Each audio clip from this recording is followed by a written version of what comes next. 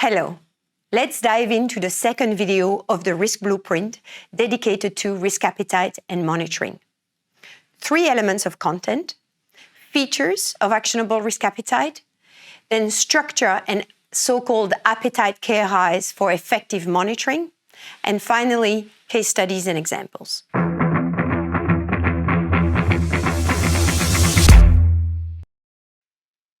So what is risk appetite? In the first video, we've positioned risk appetite very much as the cornerstone of your risk management framework that drives and calibrates most of your risk management action. The board of directors, according to the Basel Committee and the supervisory guidance, is requested to articulate the nature, types, and level of operational risk that the bank is willing to assume, or another member of the financial services industry. And these risk-taking must be linked to the short and long-term strategic financial plans of an organization. It means that risk appetite goes beyond tolerance for losses. You cannot limit your risk appetite to what you do not tolerate, the loss or incidents that you do not want. Risk appetite is very much tied to the risk-return trade-off. How much risk is an organization willing to assume, but also how much cost of mitigation is it willing to endure? We know that risk management is costly, that controls takes time, effort, resources, and so limiting risks has a cost. And so that is very much what your actionable risk appetite must articulate. What are the limits to the exposure of risks? What are the minimum requirements for controls? And what are the tolerated incidents? And these elements of exposure limits, control requirements, and tolerated incidents really forms the building block of the so-called appetite KRIs, which are the monitoring metrics, the measurement of your risk appetite in an organization. And so this visual really encapsulates the message I want to convey here on how to articulate your risk appetite. I've done countless missions to help organizations do that. You want the level of tolerated risks of level of risk willing to assume to be tight with your strategic objectives. And this is translated into how much exposure you have, how much data, sensitivity of data, servers, countries of operations, jurisdictions, products, you name it. Requirements of controls, pretty self-explanatory, although I have some examples coming up for you. And then finally, your tolerated incidents. And the metrics on these 3 dimensions will be your key risk indicators, your so-called appetite KRIs, that will allow you to judge if you are at par to what you want. And so this sample example, again, that you can have access to if you download the slides after these videos, will show you some examples of limits and KRIs for different types of risks. First, information security. Very little, if not any, organizations have any elevated tolerance for losses when it comes to sensitive data. So this is typically a risk where the risk appetite is so-called ALARP, as low as reasonably practicable. So there will be a number of limits as much as possible, very much like the need to know basis in terms of limiting data access to interested parties. Of course, a set of very important controls in layering and encryption data and transmission protocols. Internal fraud is an interesting one. Most companies, if not all, say they have a 0 tolerance for fraud, but that's very much an after-the-fact statement, so meaning that if someone is caught for fraud, it will be immediately sanctioned. So again, here, a bit different. You have a blend of preventative and corrective controls. The risk of continuity or discontinuity of service is an interesting one, in a sense an easier one, because time for discontinuity is a continuous and a linear metric. So you can have a different risk appetite for disruptions of different services. And these are typically the the RTOs, the recovery time objectives in resilience and business continuity plan. And you can also have some sort of positive risks or willing risk-taking, and that would be the risk in strategic investments or the risk of projects. Of course, you embark in a new project or in a new environment in the expectations of benefits, synergies, financial benefits, growth, etc. So there is a willingness to take risk, but of course within limits. And I'll let you read in your own time examples of metrics. Just a word on the so-called appetite KRIs, the nature of these key risk indicators that will be a blend of leading and lagging indicators. We'll have later on specific videos on key risk indicators. These KRIs are around breaches of limits, missing controls, missing information, or incidents and near misses above tolerance. A few case studies. Here are the true risk appetite and tolerance level of an international organizations that I know for a very long time.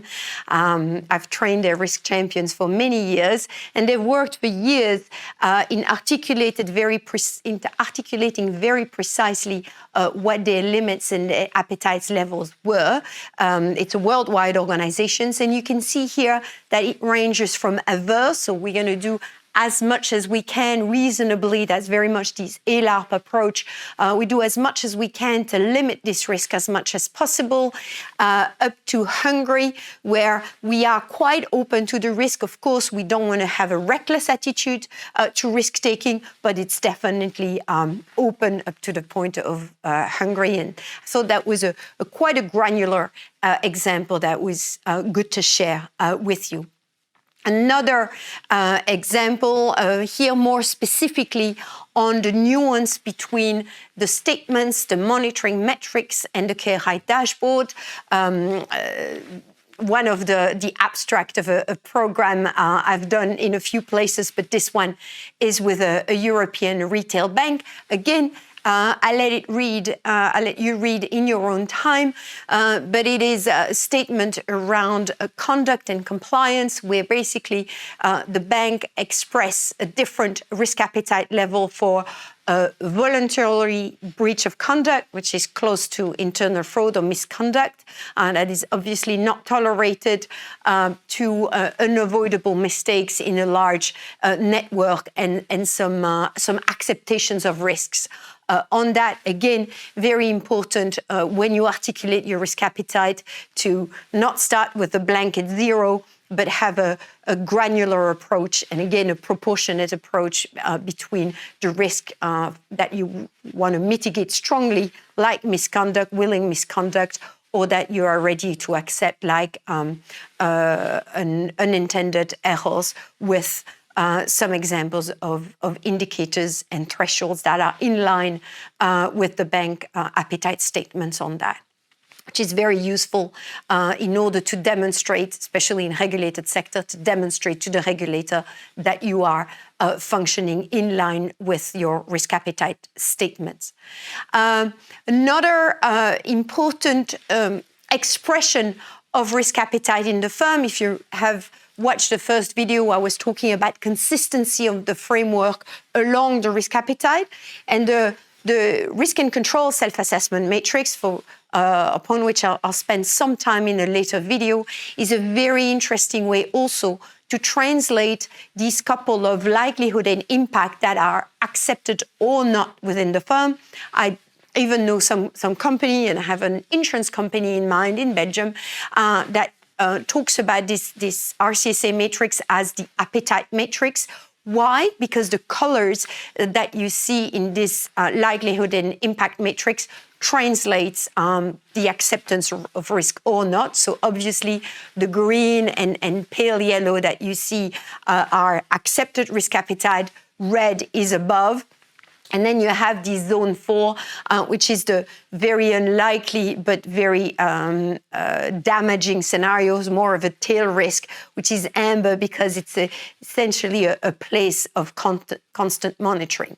But if you simplify the the RSCA matrix, you essentially have 4 zones. Zone 1 is the cost of doing business, really. These are small and likely risks that you need to accept as part of being an operations. The second zone, which is accepted because these risks are larger, but they're very well mitigated, this is the place you want to be. Fourth is the tail risks, so risks that are hardly avoidable, but you mitigate as much as you can, and so it's important that you have a good view of the effectiveness of your controls. And then the one zone that you want empty as much as possible is zone 3, which is the larger risks that are not mitigated enough, and so that these reveals gaps in your control environment, and that because either your prevention or your corrective controls are not good enough. So do not hesitate, never hesitate to tie your risk appetite to your control environment and your assessment of it. And I'll finish with a little tip. Risk appetite hack is alongside going top-down, just like I described. So what are your strategic risks, and what are the risk level that you tolerate, and how you translate that into exposure limits and controls limits and tolerated incidents. This is the orthodox way, of the classic way of doing things, which sometimes flies in the face of legacy in organizations when you establish or re-establish a risk management framework in a firm that has been operating for a long time. There's a lot of practice going on, and sometimes very good practice, even though they're not labeled as controlled and as risk management. And so I really suggest you to go bottom up as well. So in a sense of observing what's happening in the firm, what do the policy says, what people do control or do not controls, and infer from that observation, how does this translate into tolerance and appetite for risk. And then you can confront these bottom-up observations of practice with the wishful policy, let's say, and identify gaps. Try it. Think about me and try it. I promise you it works. So I thank you for your attention, and I would encourage you to download from our website our specific templates and structure for risk appetite and monitoring, as I explained in this video.